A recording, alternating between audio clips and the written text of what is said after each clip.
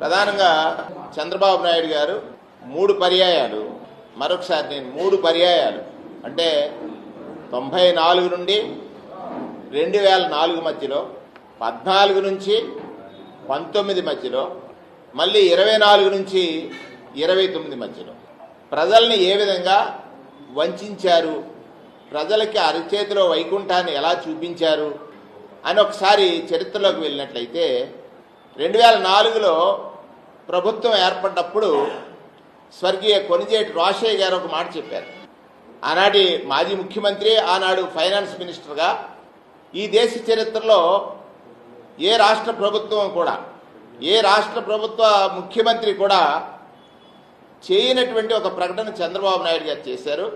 అది ఏ విధంగానంటే, ఆకాశమే హద్దుగా హామీలు ఇచ్చి 1 కోటి వరాలు అన్నాడు 94లో, 2004లో 94, 99 మధ్యలో 1 కోటి వరాలు ప్రకటించి అధికారంలోకి వచ్చిన తర్వాత నాకు అర్థం కావటం లేదు, ఈ రాష్ట్రంలో ఖజానా ఖాళీగా ఉంది, దివాలా తీస్తుంది ప్రభుత్వం అని ప్రకటన చేసినటువంటి ఒకే ఒక పాలకుడు చంద్రబాబు నాయుడు గారని, అధికారంలోకి రాకముందు ఆయన చెప్పినటువంటి మాటలన్నీ కూడా అసత్యాలు అనేటువంటి మాట రోషయ్య గారు చెప్పినటువంటిది సందర్భంగా గుర్తు చేస్తా ఉన్నాను. అలాగే 2014లో రాష్ట్ర విభజన జరిగింది.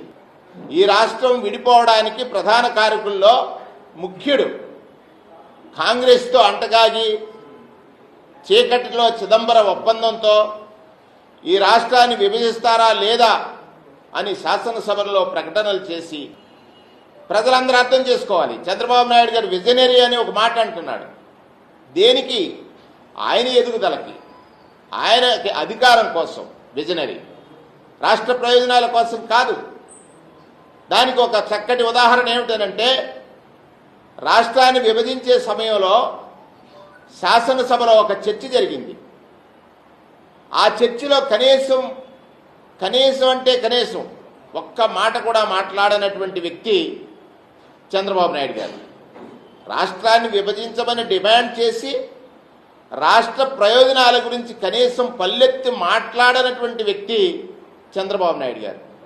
2014లో నాకు అనుభవం ఉంది, ఈ రాష్ట్రాన్ని ఒక ప్రగతి పదంలో నడిపిస్తానని ప్రజల్ని మోసగించడానికి అనేకమైనటువంటి వాస్తవ విరుద్ధము, లేకపోతే అమలు చెయ్యలేడని తనకు తెలిసి చేస్తానని చెప్పి చెయ్యనటువంటి వాగ్దానాల గురించి కూడా ఒకసారి మననం చేసుకోవాలి. ఆ రోజు ఏమన్నాడు ఆయన? రైతులకు రుణమాఫీ చేస్తానన్నాడు. చేశారా? లేదే. 87,600 కోట్ల రూపాయల రుణాలు ఉన్నాయి, వాటిని బేషరతుగా మాఫీ చేస్తానని చెప్పినప్పుడు ఆనాటి ప్రతిపక్షంలో ఉన్నటువంటి జగన్మోహన్ రెడ్డి గారు చెప్పారు, రైతుల్ని నేను మోసగించలేను, ఇది సాధ్యం కాదనేటువంటి విషయం. అధికారంలోకి వచ్చిన చంద్రబాబు నాయుడు గారు కేవలం 15,000 కోట్ల రూపాయలు కోతయ్య కమిటీ వేశారు, కోతలు కోశారు. 15,000 కోట్ల రూపాయలు మాత్రమే రైతులకు సహాయం అందించేట్టుగా చేశారు. మరి ఇది మోసం కాదా? అక్క చెల్లెళ్ళారా, మీరు అప్పులు తీర్చవద్దు, మీ బంగారాలు కుదువ పెడితే నేను ఇంటికి తెచ్చిస్తానని చెప్పి 14,000 కోట్ల అప్పులున్నటువంటి అక్క చెల్లెళ్ళ అప్పులు బ్యాంకుల దగ్గర వారి పరపతిని పూర్తిగా పోగొట్టుకునేటట్టుగా చేసి వడ్డీలు అధిక వడ్డీలతో 25,000 కోట్ల రూపాయలకు పెరిగితే ఏ అక్క చెల్లెమ్మకు కూడా కనీసం సహాయం చేయలేనటువంటి పరిస్థితి, మహిళలను మోసగించినటువంటి నాటి ముఖ్యమంత్రిగా చంద్రబాబు నాయుడు గారి చరిత్రలో ఉన్నారు. రాష్ట్ర విభజన జరిగింది. ప్రత్యేక తరగతి హోదాని రాత్రికి రాత్రే ఓటు కేసులో ఆయన ముద్దాయిగా ఉండి రాత్రికి రాత్రే విజయవాడకి తరలి వచ్చి ఏం చేశారు?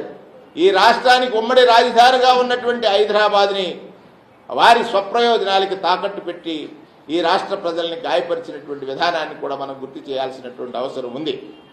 అంతేకాదు, ఇంటికి ఒక ఉద్యోగం ఇస్తానన్నాడు. ఇది ఎలా సాధ్యం? 1,80,00,000 ఇల్లుంటే ఇంటికి ఒక ఉద్యోగం ఇస్తాను, ఇవ్వలేని పక్షంలో నిరుద్యోగ భృతి ఇస్తానన్నటువంటి మాటలను కూడా ఒకసారి గుర్తు చేస్తా ఉన్నాను. అంటే 2 పర్యాయాలు ఈ రాష్ట్ర ప్రజల్ని మోసగించడానికి సక్సెస్ఫుల్గా తను తను ఎంచుకున్న మార్గం.